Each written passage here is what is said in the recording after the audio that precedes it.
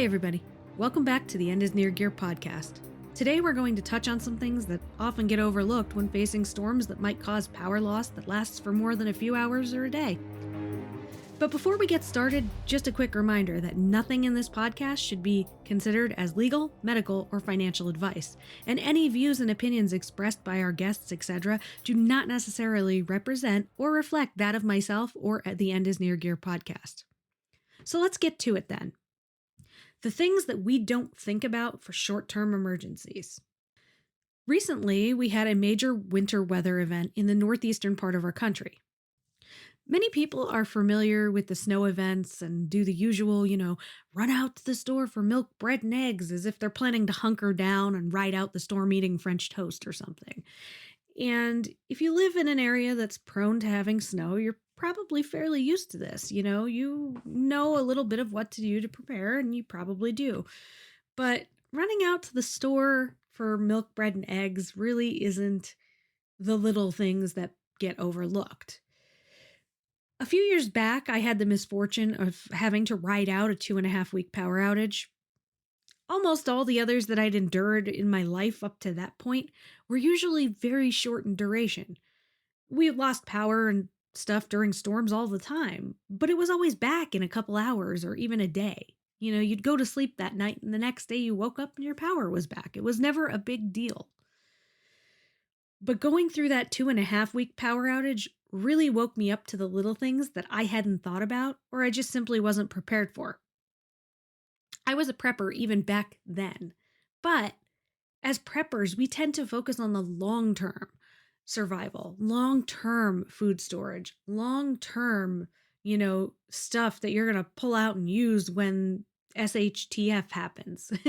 And sometimes we just completely neglect all the little short-term things that we should be thinking of. So in light of that, I'm going to share with you my pre-storm routine that I use every time I know a major weather event is coming, especially a snow event. And hopefully it'll help you think of some of the stuff in a different way, or maybe you'll, change your thing and make yourself a checklist or a little short-term preparedness routine. The very first thing I do when I hear from someone that a storm is coming, you always hear people be like, oh, I heard we're going to get a whole bunch of snow this weekend, that kind of thing. The first thing that I do is I check out what my preferred trusted weather source has to say about it. Whatever weather source you find to be the most accurate for your locale is probably the one you should use. In my case, I use the Eastern PA Weather Authority. And I chose them because they tend to provide the most detail, and they provide the most detail the earliest. They usually have the most accurate forecast in the long run because they analyze several different storm models. They put out first call, second call, final call, snow maps, etc. They give detailed explanations about timing and impacts of the event, in addition to frequent updates when things change. And since they start with a first call map that's usually days in advance, I have time to prepare accordingly, and I know what to expect.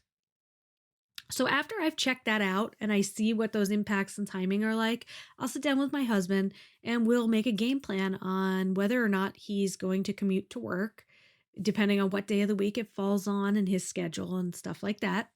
But a lot of times he will take his bug out bag or his get home bag or his backpacking bag, whichever bag he has with him at the time, and he'll go to work the night before and just sleep in his car in the parking lot so that he doesn't have to call off or drive on dangerous, treacherous roads. And sometimes he'll prepare for us to hold over for a second day if need be. Sometimes he may just say, you know what, it's going to be too nasty. I'm not even going to bother doing that. It just depends on the situation. So once we've done that, we'll look through and see if any of our necessities are running low and, the stuff that we would need from the store. But usually as preppers, we're fairly well stocked, even for short term. I don't usually need to run out to the store for any of those milk, bread, or eggs and stuff like that.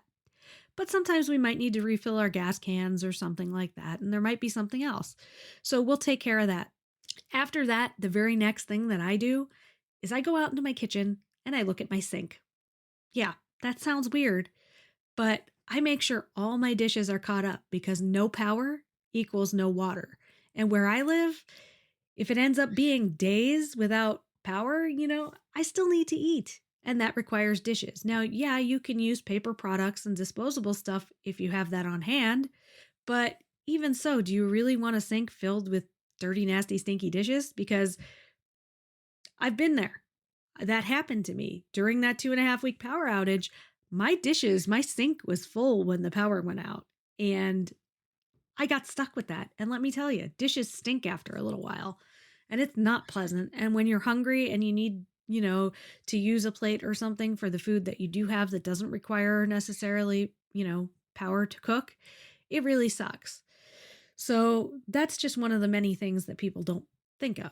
The next thing I do is I get my laundry caught up for the same reason. No power equals no water equals no dishes done equals no laundry done. And again, the timing of that event, I was completely caught off guard and my hamper was full. So I ran out of clean clothes and having to drive to a laundromat that's far enough away that they still have power and then pay to do your laundry, or drive to a friend's house that's far enough away that they still have power really, really sucks. I could have easily had enough clothes to ride out that power outage had I done my laundry ahead of time. But hindsight is always 2020. So, it is what it is. So after those two things, I look at my on-hand potable water storage. Now, if you don't have on-hand potable water storage, I really suggest that you at least have a few gallons on hand all the time, not just before a storm, but all the time. In my case, I have about 15 gallons that is just on hand and it gets used and rotated out regularly. I also have access to springs and various other water sources for a longer duration event. But 15 gallons should get me through a decent amount of time. And I also top off my pets' water dishes and the reservoirs and stuff. And I refill any of the empty or half empty containers from my 15 gallons of storage and keep that all going. The next thing that I do is kind of obvious, but not everybody actually does this. I go through and I make sure that all my power banks are charged up, all my batteries are charged up, flashlights, lanterns, radios, phones. I make sure they're all fully charged and ready to go. Because once the power goes out, you can't charge them back up unless you have solar, which I do have access to be able to charge them via solar.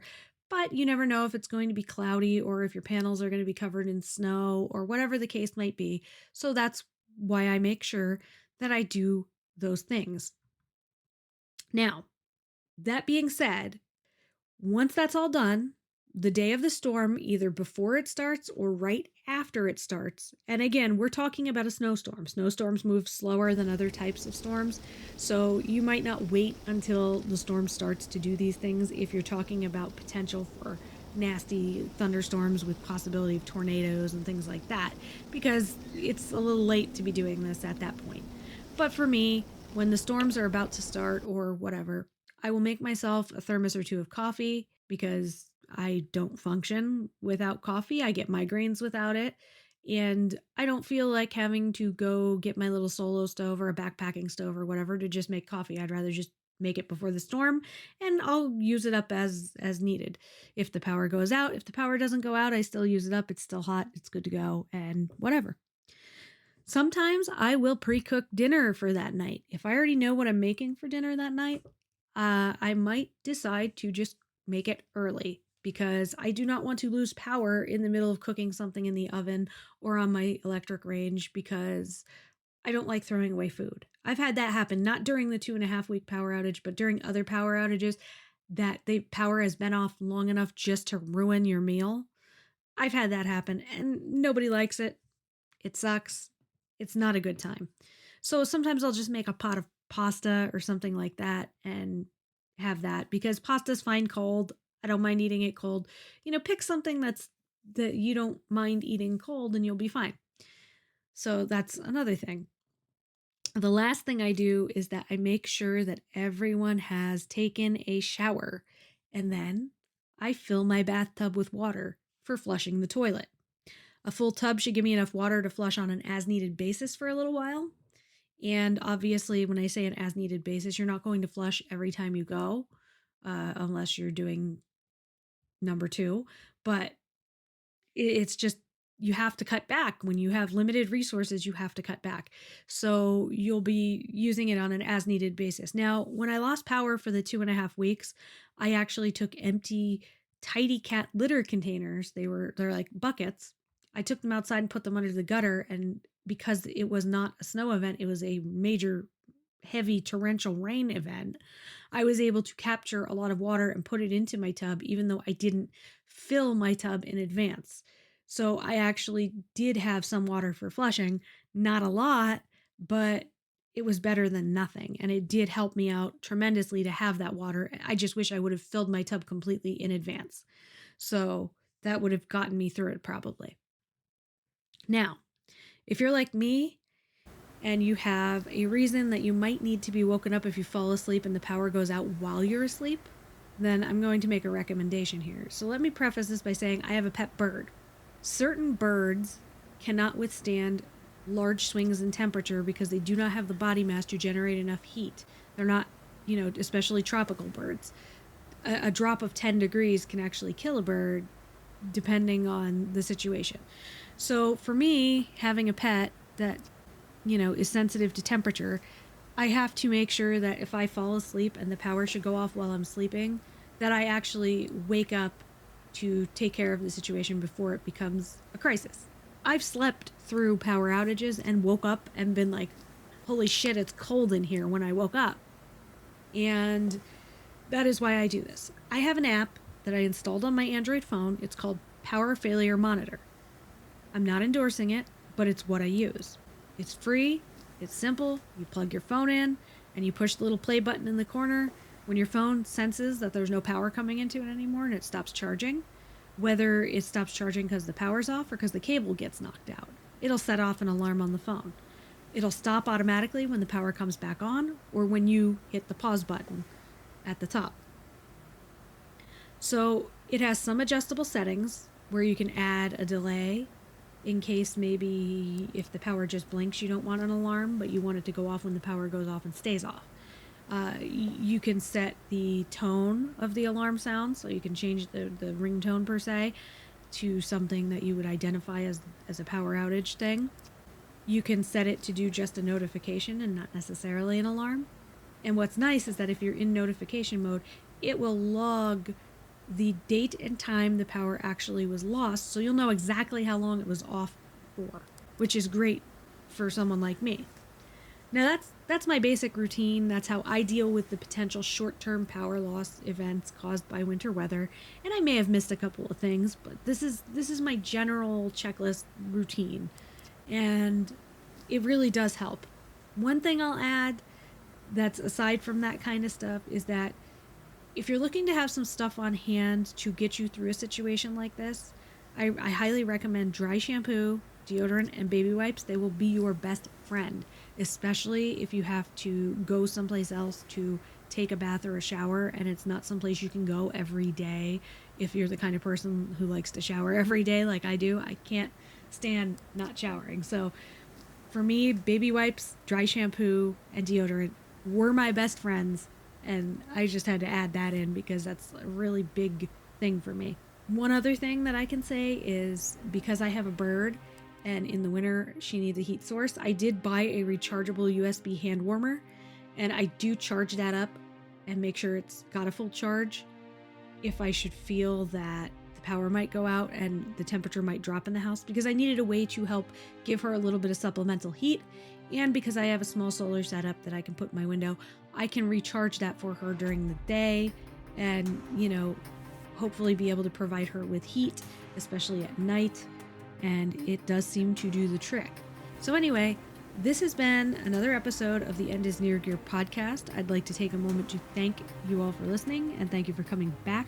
I hope you'll come back again. I hope you took something away from this and it was helpful. Thank you for listening. Have a great day.